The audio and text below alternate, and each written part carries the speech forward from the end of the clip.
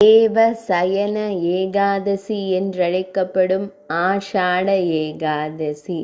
பண்டரிநாதன் பாதம் பணிவோம்.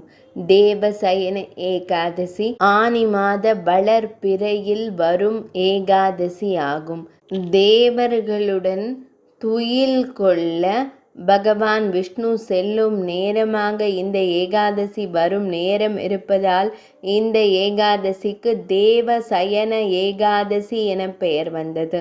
தேவர்கள் துயில் கொள்ள செல்லும் நேரமாக இருப்பதால் இந்த ஏகாதசி விரதத்திற்கு பிறகு வைதிக காரியங்கள் சிறிது நாட்களுக்கு நடப்பதில்லை.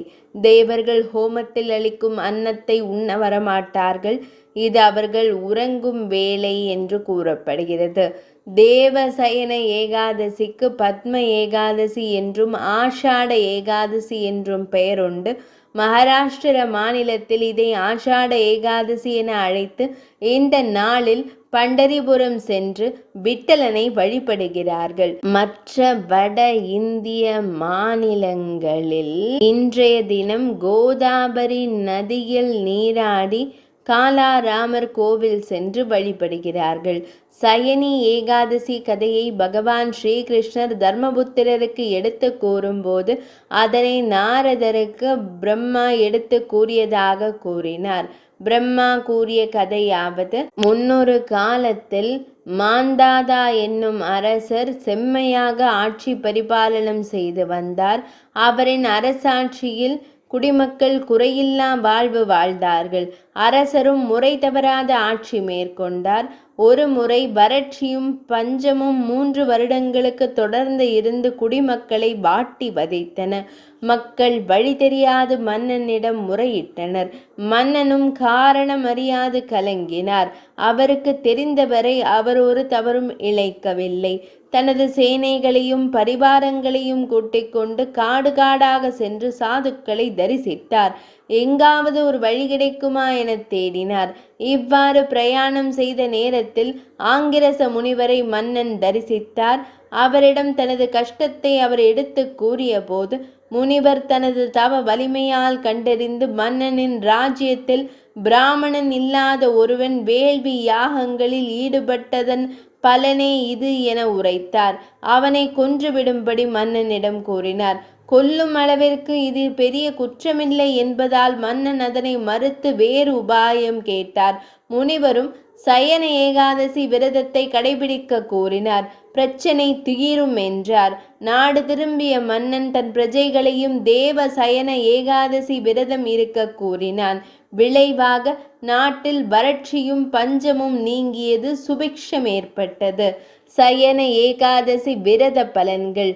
தேவ சயன ஏகாதசி விரதமிருந்தால் எந்த ஒரு பாபமாக இருந்தாலும் தொலையும். ஆன்மீக சக்தி அதிகரிக்கும்.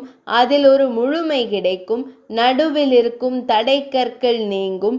பாபத்தினால் விளையும் தீமைகள் மறையும். வாழ்வு வளம் பெறும்.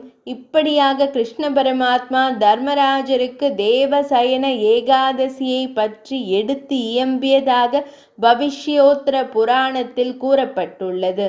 ஆஷாட ஏகாதசி பண்டரிபுரம். பண்டரிபுரத்தில் முக்கிய நாளாக ஆஷாட ஏகாதசி கொண்டாடப்படுகிறது. இந்த ஆனி மாதத்தில் வரும் வளர்பிறை ஏகாதசி ஆஷாட ஏகாதசி என்று அழைக்கப்படும். ஸ்ரீ பாண்டுரங்கனின் சிறந்த பக்தர்களான ஸ்ரீ துகாராம் மகாராஜ் அவர்களும் ஸ்ரீ ஞானேஸ்வரரும் தமது பக்தர்களுடன் ஸ்ரீ பாண்டுரங்கனை தரிசிக்க பல மைல்கள் பாத யாத்திரையாக வந்து பண்டரிபுரம் அடைந்த நாள் ஆஷாட ஏகாதசி திருநாளாகும்.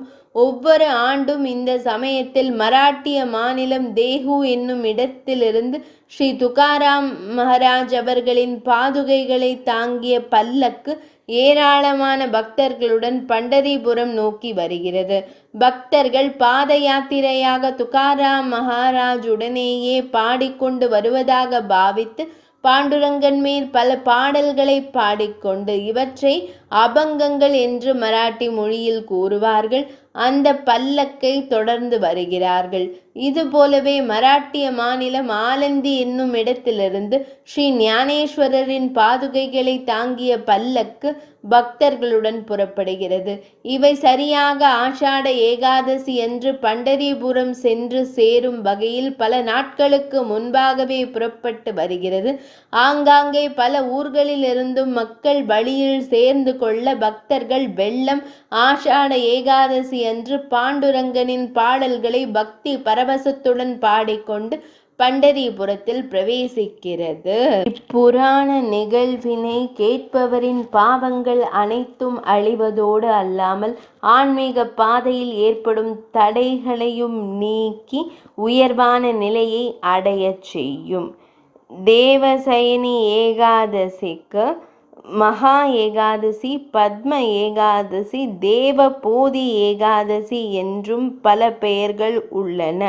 தேவசயனி ஏகாதசியின் விரத மகிமை யாதெனில் ஸ்ரீமன் நாராயணர் கொள்ளும் ஆனி மாத வளர்பிறை ஏகாதசி இதுவாகும். இந்த நாளில் யோக நித்திரையில் ஆளும் மகாவிஷ்ணு பின்பு கார்த்திகை மாதத்தில் வரும் பிரபோதினி ஏகாதசி அன்றுதான் கண் விழிப்பதாக ஐதீகம். இதை தொடர்ந்து வரும் பௌர்ணமியிலிருந்து சாதுர்மாசிய விரதம் தொடங்குகிறது. அனைவருக்கும் ஆஷாட ஏகாதசி நல்வாழ்த்துக்கள்.